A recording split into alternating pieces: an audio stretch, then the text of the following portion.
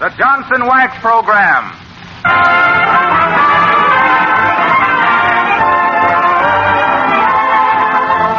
The makers of Johnson's Wax and Johnson's Self-Polishing Glow Coat present Fibber McGee and Company with Jim Jordan as Fibber, Donald Novis, the Four Notes, and Billy Mills Orchestra. The show opens with This Is It.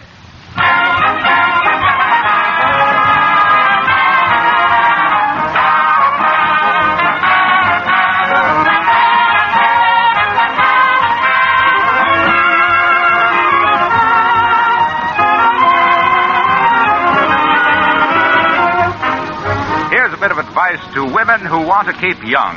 Don't wear yourself out scrubbing floors, or you'll be old before your time. Save yourself all this unnecessary back-breaking work by protecting your linoleum and floors with Johnson's Self-Polishing Glow Coat. Once your floors are wearing a bright glow coat polish, they won't need scrubbing. Dirt cannot become embedded in this shining surface. A dry duster or a damp cloth will quickly take away all dirt and stains. Johnson's Glow Coat is making life pleasanter for millions of housewives. So why not adopt this easy Glow Coat method of keeping all your floors beautiful and spotless? Remember, you don't have to do any rubbing or buffing when you use Johnson's Glow Coat. Just apply and let dry. Johnson's Glow Coat gives your floors and linoleum a lovely shining polish while you sit back and watch. But be sure you get the real thing. GLO-COAT. Johnson Self-Polishing Glow Coat.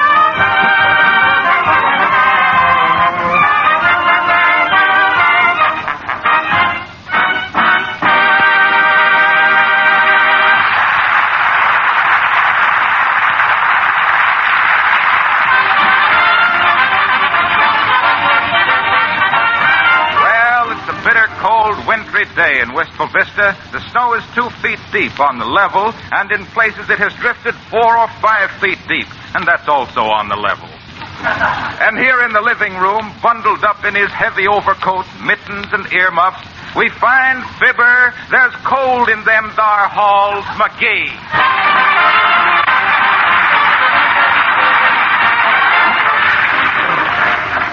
Boy, am I cold. Ooh. I ain't had such a chill since I asked the bank for that last loan. Sure. And snowed in, too. I'm macarooned. That coal I ordered don't get here pretty quick. I'll get it. What do I mean, I'll get it? I'm the only one here. Shucks, I've only been snowbound overnight, and here I am talking to myself.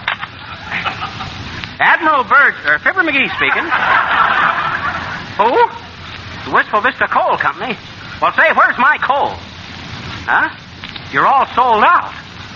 Well, I ordered it just as soon as this storm started. Oh, so did everybody else, huh? Well, make it as snappy as you can, Bud. Okay. Fine state of how do you do. Furnace out. Water pipes frozen. Well, must be some Eskimo magazine salesman working his way through Blubber College. Come in. Welcome to the Shea Frostbite, Bud. What can I do for you? Is this Fibber McGee's joint? Yes, it is, Bud. I'm Fibber McGee, in person, 3 sweaters, 2 shirts, and an overcoat. Well, did you call up a plumber to come and thaw out the pipes? I think you better go to work on your own.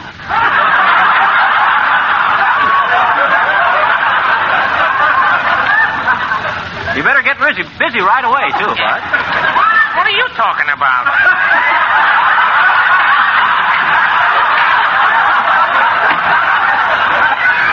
That's fun. I ain't the plumber, though, you see. Oh. He just asked me to stop by and leave his tool. Oh, I see. Yeah, he'll be over later. Oh, so long.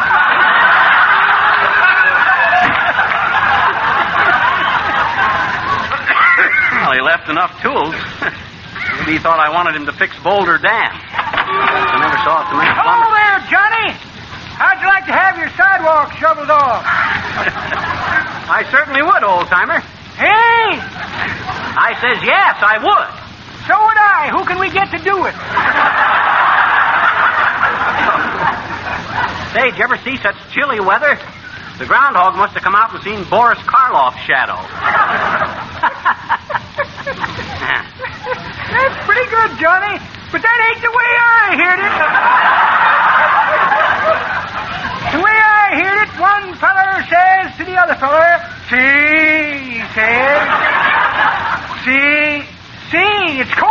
Johnny. Why don't you build a fire? I can't, old-timer. My coal bin is emptier than a campaign promise. Oh, that's different. See, says. What's the biggest bird in the world? Search me, admits t'other feller. It's a ostrich, ain't it? Nope, chortles the first feller. It's a Bronx cheer from a Ubangi.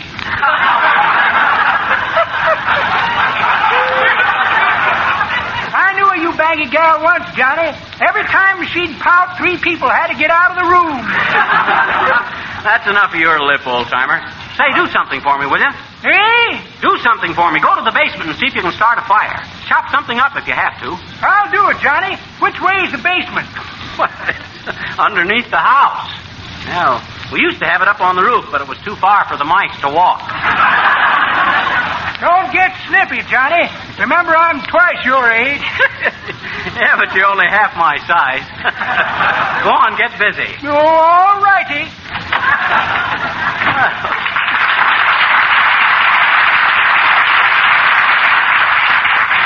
That guy's finally going to be useful. Boy, am I cold.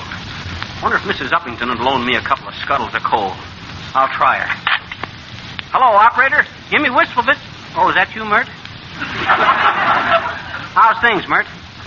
Sure is cold, isn't it? Hey, Mert, can you see that statue of General Grant from your window?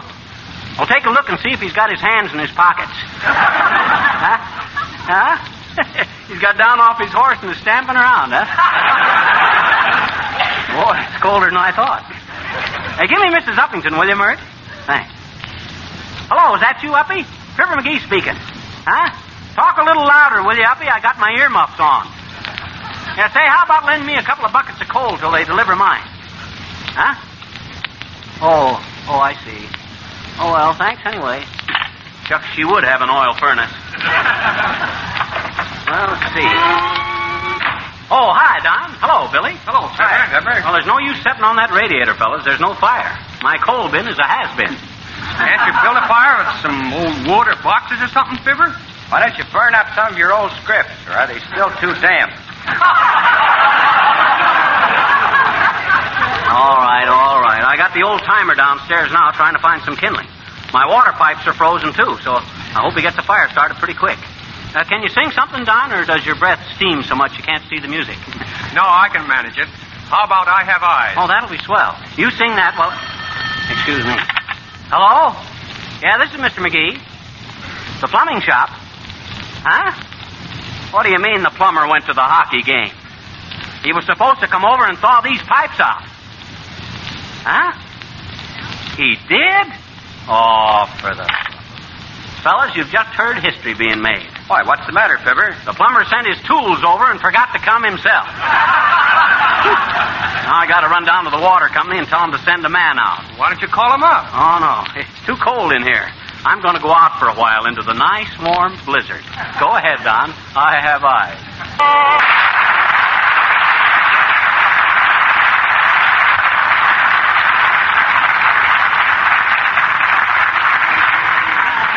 That was great, Don. Oh, what cold. Well, I don't know if I done right by letting you sing out here in this blizzard, Don. I shouldn't expose you to the elements like this. What was that? That's that new sound man. He thought I said elephants.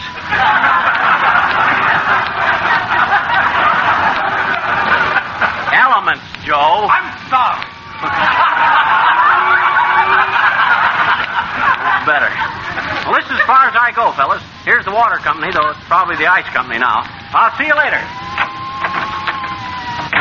Who'd you want to see? I want to see somebody about my water pipes being froze. Well, I'm sorry, sir. We don't do that type of work. If you want your pipes frozen, you'll have to go elsewhere. Well, Brad, if they are frozen, I want them thawed out. Oh, I see. How long have they been frozen, sir? All night and all morning. Well, don't worry then. They say a man can go 3 days without water. I suppose if I really got a hump on myself, I could go 7. Who's the manager of this water company, sis? Mr. Van Meter. Just a minute. I'll see if he's through with the directors' meeting. All right, boys. Heads, we declare dividend this year. Tails, we don't. Ready? Ready. Heads. Shall we declare the dividend, gentlemen? Or shall we make it 2 out of 3? Mr. Van Meter's still in the directors' meeting, sir. Will you wait? Yeah, I'll wait. They might want to draw straws to see how much they raise the rates of all the dumb things. Excuse me, sir. Wistful Vista Water Company. What is it, madam? Oh, there's a fish caught in your water pipe. Well, turn the faucet again in half an hour, madam. We'll send you a slice of lemon. Oh, that's nice service. You can't send a chicken through my water pipes about Sunday, can you, sis? I could use them. Oh, there, Miss Cadwell. Any wanting to see me? Me, Bud. I want to talk to you. Certainly. Just step into my office. Okay, Bud. Now then, sit right down, sir. Have a cigar. Thanks, I got one. You got 2?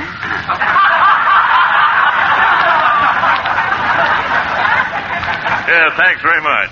Now, what was it, please? My water pipes are froze up. Is that so? Due to the cold weather, I presume. That's a slick deduction, Bud. I'll bet you make your own Valentines the way you cut right to the heart of things.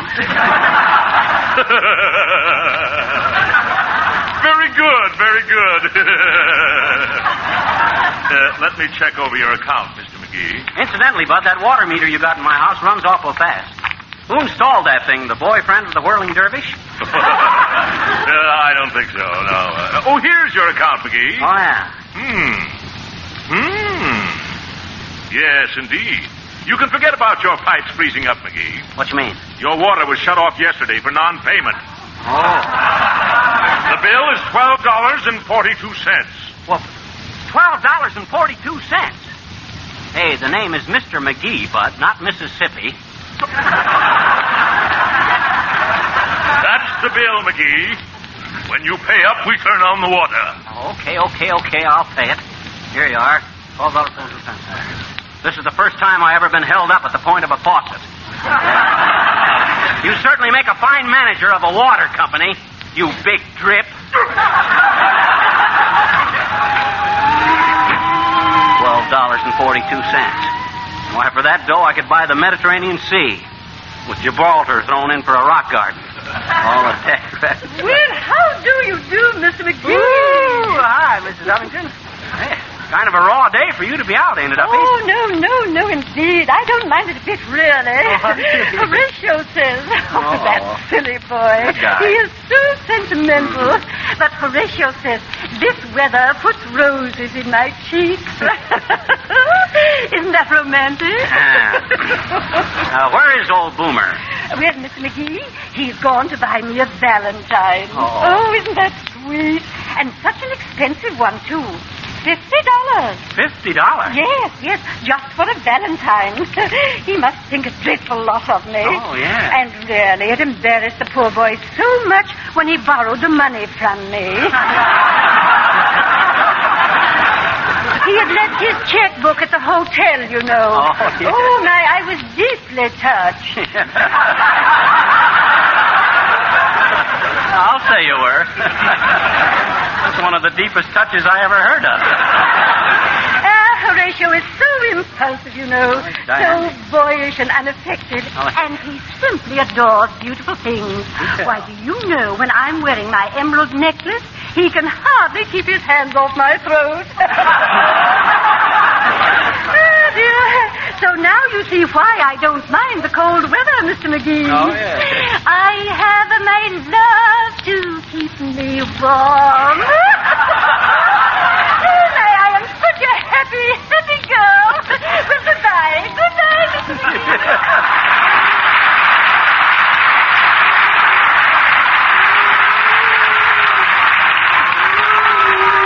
Slap-happy girl. She's got her love to keep her warm. Old Boomer, the deadbeat of her heart. I wonder if I ought to tell her what a chiseler Boomer. Well, hey, what's this? Whoa there, no rub. Whoa, no bub. Hi there, Fibber. Can I give you a lift? No, thanks, Harpo. I'm too cold. I gotta walk to keep warm. Where are you going in the cutter? Oh, I'm delivering Valentine's. You mean all that stuff there in the back there is Valentine's there? How many sweethearts have you got? Oh, thousands. Huh? I love every housewife who uses Johnson's Glow Coat. Easy to use, no rubbing polish that shines as it dries. I know. Let's see one of them there Valentines, Bud. Okay. Here, read this. Oh, you hold it. I got my mittens on. All right. My heart is at your feet, my sweet. You're the one that I adore. May our course of love be bright and smooth as the glow coat on your floor. Say, that ain't bad, Harpo. Oh, read the next verse. Okay, hold it still. All right. If you could take a shine to me, to you I'll bring a shine that's a joy to you. So don't refuse to be my Valentine. Signed S.C. Johnson & Son, Racine, Wisconsin. Per Cupid Wilcox.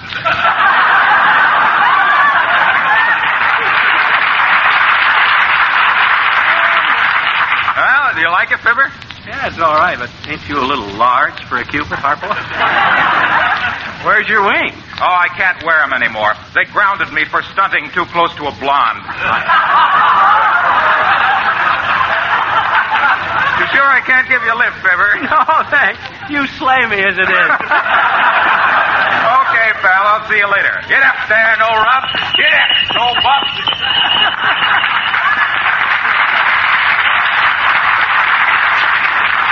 Great guy, Harpo. He even come over and put Johnson's wax on my grandfather's clock so I wouldn't have a dull moment. Oh, it's cold. Now that I got my water turned on again, I better be getting home and see how the old man is getting along with the fire. I won't have any hot water for my cold shower tomorrow morning. Well, for Scrip's sake, hello there, Fizzer. Oh, hi, Nick. Well, it's chilly, ain't it? Where are you going with the ice skates, Nick? Oh, some of my kids are learning to teach me how to be a winter sportsmanship. And believe me, Fizzer, I'm learning how to skate from the bottom up, if I know what you mean. Well, I have a rough idea. You have a wonderful time with them 6 kids of yours, don't you, Nick? Oh, sure. They're a good bunch of squeezies. As I was saying to Mrs. DePopulis at breakfast this morning, Mrs. DePopulis, I'm saying, while she is scraping the pieces of toast so loud I can't hear yourself think. Mrs. DePopulis, I'm saying, and then she's going out in the kitchen for a jar of marmalade. Mrs. DePopulis, I'm hollering. Well, what were you hollering? Well, by that time, I'm being so exasperated, I don't know what I am saying, Fizzer. Well, I've got to be on your way because the kids are meeting me over at the rating scheme. Skating rink. So you're going to be a figure skater, are you? Well, I wouldn't go so far away as to say that, Fizzer. Figure skating is a pretty complicated proposition. I don't think I'm ever being a world's champion, but I will be next best because my runners are always up. You grab me? Well, so long, Fizzer. If I don't see you again in the next week or so, what difference does it make?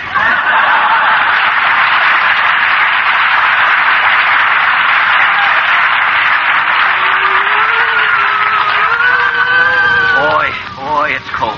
Oh, hi, Billy. Hello, Fibber. Still pretty cold, isn't it? Cold? I'll say it is. Some kids had built a snowman up the street, and when I come by, he was blowing on his hand. You got a number you can play like at home, Billy? Sure. How about the 4 notes in the band and sing for your supper? Swell. Go ahead, Billy. Sing for your supper.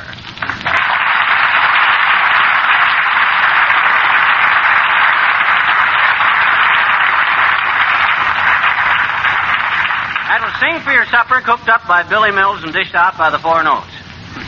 Say, it seems to be a little warmer in this house now. We just put that line in to show I'm home again, folks.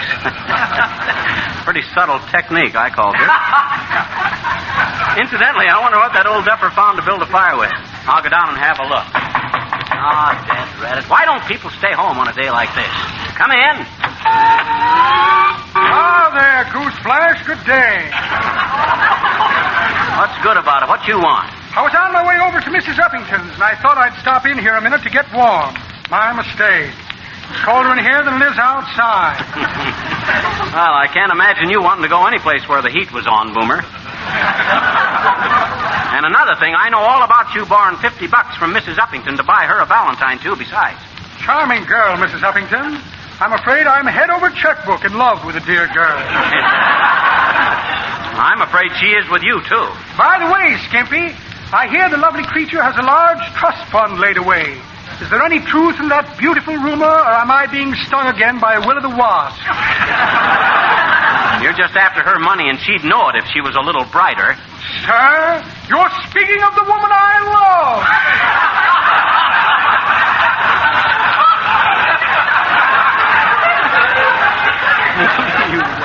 Come off the high horse, Boomer, before it throws you. And another thing, she's going to be awful hurt if you don't come through with that $50 Valentine. You know that, don't you? Certainly. Wouldn't cause her a moment's distress, not a moment's. In fact, to put that $50 into a worthy charity. The Horatio K. Boomer Home for Old and Infirm Horatio K. Boomer. Then I wrote her Valentine myself. Yeah, I can imagine you writing the Valentine. Roses are red and violets are blue. This is wrote on the back of an IOU. That's very good, Thackeray, very good. Let me show you mine. Let me see now. Where to put that Valentine? Have it here someplace. Valentine. Here's a finger ring with a sharp point for marking cards. I have an unfortunate heredity, small fry. My family came to this country in the steerage, and I grew up with a weakness for the bottom of the deck.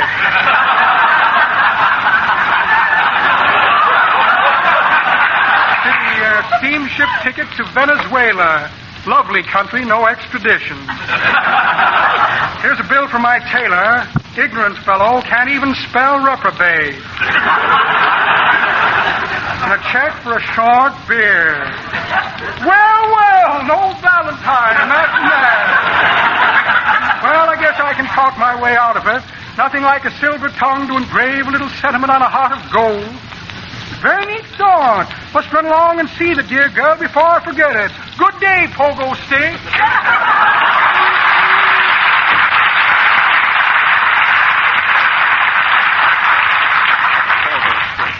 That guy's such a double dealer, he could play himself a game of cribbage. Say, the heat's coming up here all right. The old man must have found some kindling. I'll go down and see. Hey, old-timer, I'm home again. Did you get a fire built okay? Wonder if he's gone. Hey, old-timer, you down here? Why, that old duffer built a fire and didn't even stay to enjoy it. Hey, what's this? My golf bag. Aha, and empty, too. Well, now I know what to use for kindling. My tool chest all chopped up. And what's this pile of wood here? Well, what do you know about that? There's that golden oak dresser out of my bedroom. Why, that'll... Oh, well, I might as well put on some more wood and make a good fire. Ouch, that furnace door is hot. Come on in, Johnny, but don't hold that door open. It's the first time I've been warm in 2 days.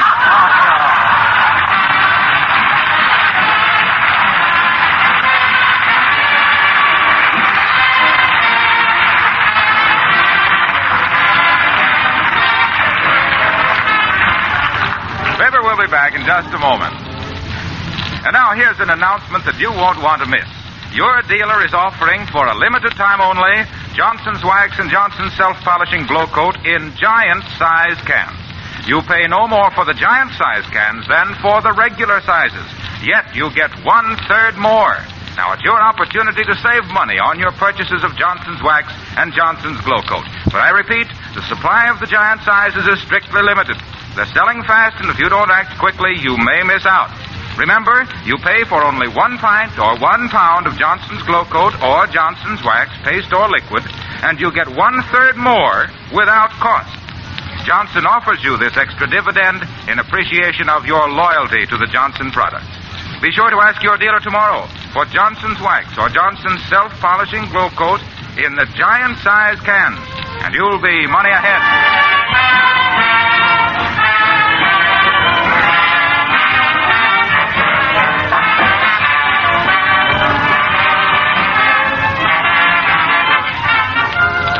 Well, folks, I ain't got the old-timer out of the furnace yet, but I'm going to have Boomer come back a little later and shake him down. The old clinkers. Excuse me, folks. Hello? Oh, Zazu Pitt. Hi, Zazu. You got our Valentine, huh? Oh, shucks, that was nothing. What you doing next week, Toots? Well, why don't you ask your ma, can you come over to our house and play? You can? Oh, that's swell. I'll see you Tuesday, then. Okay, Zazu. So long. Good night, folks.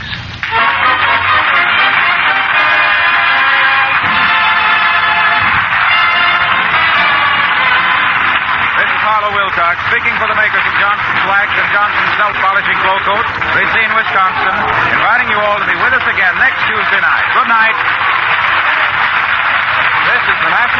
Broadcasting Company.